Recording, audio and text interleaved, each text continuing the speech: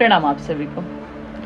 सावन का महीना आते ही शिव मंदिरों में एक चीज सबसे ज्यादा दिखाई देती है, वो है शिवलिंग। शिवलिंग पर जल और दूध का अभिषेक। कई जगह रुद्राभिषेक कराया जाता है, कहीं पंचामृत से अभिषेक होता है और कहीं वैदिक मंत्रों के साथ शिवलिंग पर लगातार जल चढ़ाया जाता है। लेकिन आखिर रुद्राभिषेक है क्या, और सावन के महीने में ये इतना ज़्यादा क्यों होता है? इसकी विधि का उल्लेख कहाँ मिलता है? शिव पुराण में कौन से द्रव्यों से अभिषेक करने की बात कही गई है, या सावन में इसका महत्व क्यों बढ़ जाता है? और रोज अगर रुद्राष्टकम का पाठ हम करें तो इसको पढ़ने से वास्तव में क्या जानकारी उपलब्ध होती है? तो चलिए इन्हीं सब बातों को हम क्रम में समझते हैं। हम रुद्राभिषेक का अर्थ समझे तो रुद्र अभिषेक दो शब्द दिखते हैं, रुद्र प्लस अभिषेक। अभिषेक का अर्थ होता है किसी देवता, विग्रह या शिवलिंग के ऊपर पवित्र द्रव्य से उसको स्नान कराना, और रुद्र भगवान शिव का एक प्राचीन वैदिक नाम है, इसलिए रुद्राभिषेक हुआ।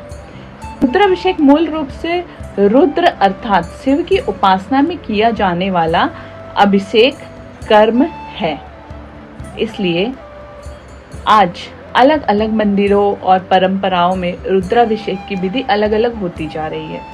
कहीं केवल जल से अभिषेक होता है, कहीं दूध से, कहीं घी, मधु, दूध, सभी अन्य द्रव्यों का भी प्रयोग किया जाता है, और इसमें कोई भी गलत बात नहीं है, क्योंकि शिव पुराण में अभिषेक की विधि जो बताई गई है उसमें शिव पुराण के विदेश्वर संहिता के अध्याय 11 में शिवलिंग की पूजा की विधि विस्तार से लिखी हुई है।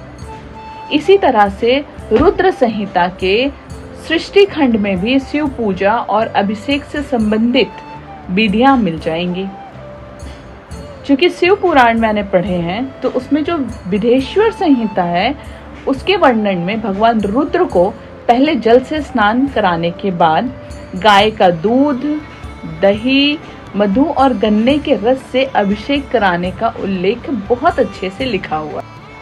अगर हम सभी विदेश्वर संहिता के बारे में जानें तो विदेश्वर संहिता के वर्णन में कहा गया है कि भगवान रुद्र को पहले जल से स्नान कराने के बाद गाय का दूध, घी, मधु, गन्ने का रस, इन सबको कराना है, ये उल्लेख किया गया है। इसके बाद घी से संबंधित अभिषेक और विभिन्न मंत्रों के साथ जल अर्पित करने की विधि बताई गई है। अर्थात शिवलिंग पर दूध, जल या पंचामृत चढ़ाने की परंपरा केवल आधुनिक पूजा विधि नहीं है, इसके प्राचीन शास्त्रीय संदर्भ है, और विदेश्वर संहिता के अध्याय 11 में ये बहुत अच्छे से लिखा हुआ है। इसके साथ ही अगर हम रुद्राभिषेक को लोग अगर ये कहें कि ये केवल दूध चढ़ाने का एक अभिषेक है, तो नहीं, ये एक बहुत कॉमन मिसअंडरस्टैंडिंग है कि शास्त्रीय पूजा विधि में अलग अलग द्रव्यों का अलग अलग क्रम में प्रयोग हमें मिलता है, और एक जगह पे जहाँ जल, दूध, दही, मधु, गन्ने का रस, घी, इन सब का उल्लेख है, उसके बाद मंत्रों के साथ जल अर्पित करने की बात आती है, तो उस जगह पे कहना कि केवल दूध चढ़ाना मतलब कि रुद्राभिषेक मतलब केवल दूध चढ़ाना होता है, तो यह इसकी पूरी विधि नहीं है। अगर कोई आपसे कहता है कि रुद्राभिषेक में केवल दूध चढ़ाना है, तो उससे हाथ जोड़कर बोले कि इसकी पूरी जानकारी लेकर आइए, क्योंकि इसमें बहुत सारी चीज़ें लिखी हुई है। इसके साथ ही इसमें मंत्रों की भूमिका भी है कि अगर हम केवल आज की मॉडर्निटी नहीं, इवन हम शास्त्रीय या अपने ग्रंथों को देखें तो शास्त्रीय रुद्राभिषेक में केवल द्रव्य नहीं है, मंत्रों का भी बहुत विशेष स्थान दिया गया है।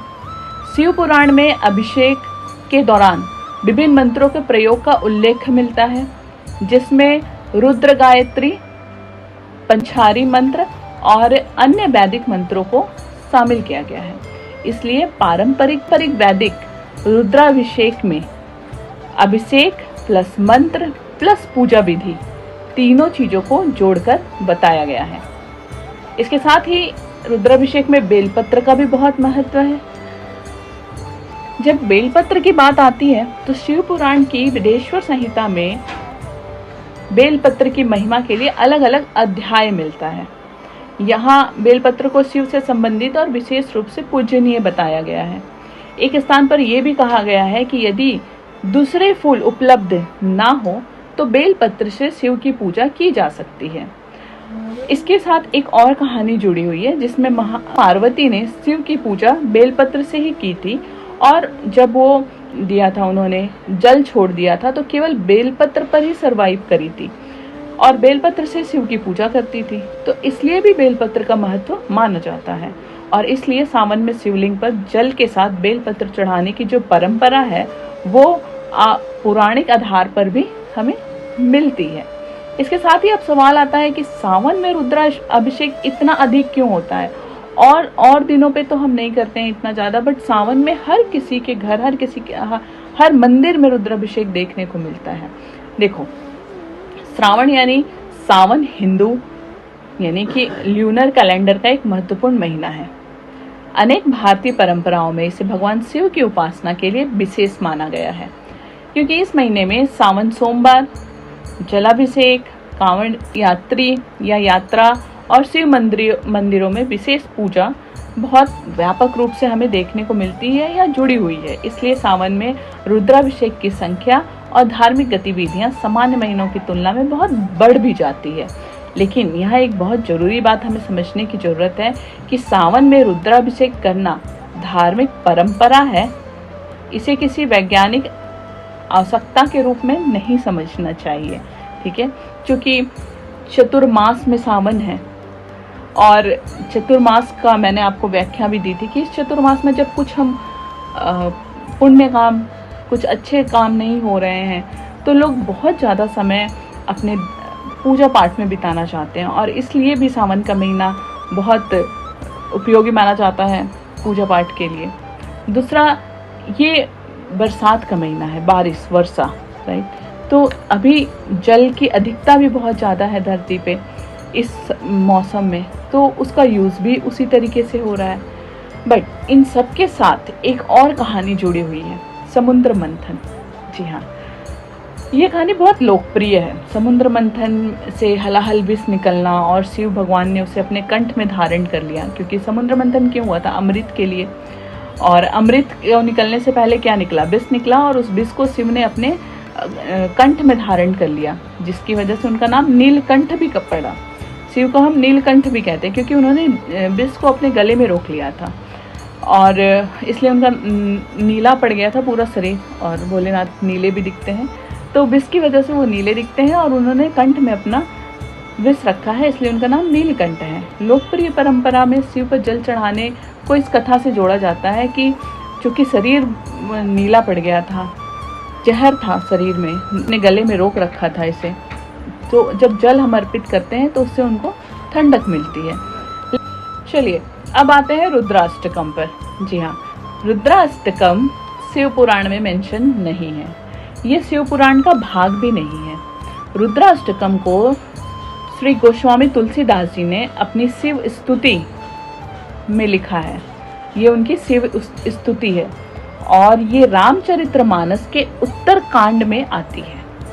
मतलब जो शुरुआत होती है, नमामि शमीशाम निर्वाण रूपम विभु व्यापकम ब्रह्म वेद स्वरूपम, ये रुद्राष्टकम है, और इसको लिखा है एज अ शिव स्तुति तुलसीदास जी ने। और इसे ये जो है ये रामायण के मतलब रामचरितमानस के उत्तरकांड में ये मेंशन किया गया है, या उसमें लिखा हुआ है, वहाँ से पढ़ सकते हैं।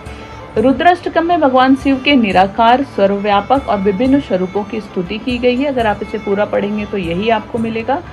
अब सवाल आता है कि रुद्राष्टकम पाठ अगर रोज करें तो क्या होगा। देखिए, इस प्रश्न का उत्तर देते समय दो चीज़ों का ध्यान रखना चाहिए, इवन मैंने भी रखा है, कि धार्मिक फल और मेजरेबल साइंटिफिक इफेक्ट दो अलग चीज़ें होती हैं।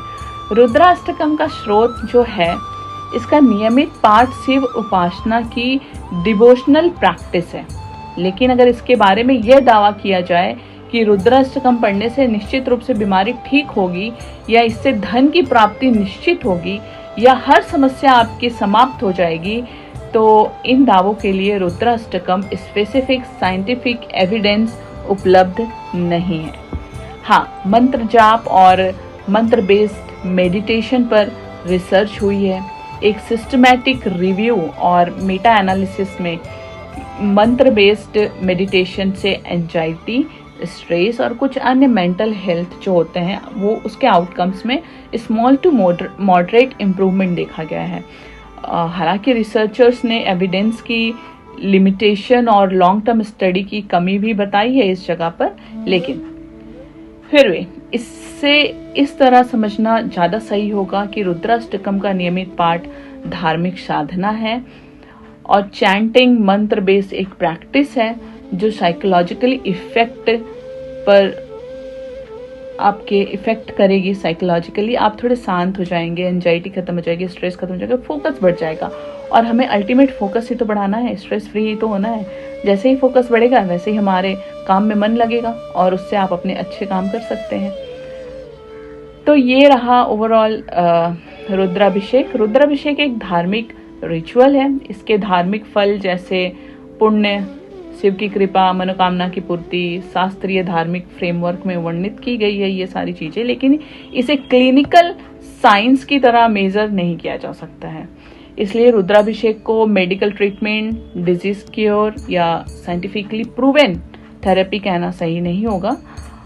वहीं पास इसे चैंटिंग के संदर्भ में मेडिटेशन और मंत्र रिपीटेशन पर अलग अलग स्टडी पे उपलब्ध है ये चीज। तो एक पारंपरिक रुद्राभिषेक में होता क्या है, देखिए परंपरा के अनुसार इसमें जल अभिषेक होता है, पंचामित्र या विभिन्न द्रव्यों का अभिषेक होता है, बेलपत्र, पुष्प, धूप, दीप, नैवेद्य, मंत्र जाप सारे कुछ इसमें शामिल होते हैं। वित्तीय वैदिक विधि में अलग अलग मंत्र और कर्मकांड दिए गए हैं, इसलिए हर मंदिर में होने वाला रुद्राभिषेक बिल्कुल समान हो यह जरूरी नहीं है। ठीक है, सो ओवरऑल अगर मैं पूरी बात का सार आपको बताऊं तो इसके रोज पाठ को लेकर अगर बोलूं तो भक्ति और परंपरा का अपना स्थान है, जबकि साइंटिफिक रिसर्च और उसके वास्तविक स्कोप को समझना भी हमें जरूरी है। यूं बिलीव नहीं कर लेना चाहिए। बस यही फर्क है धार्मिक जानकारी को अधिक एक्यूरेट बनाना, कि हमें दोनों का मेल लेकर चलना है, बैलेंस लेकर चलना है। ठीक है, लेकिन महादेव से ऊपर तो कुछ नहीं है, देवों के देव है महादेव। तो हो सकता है कि आपकी भी अर्जी उनके दरबार में लग जाए, तो जरूर लगाइएगा अपनी अर्जी। हर हर महादेव।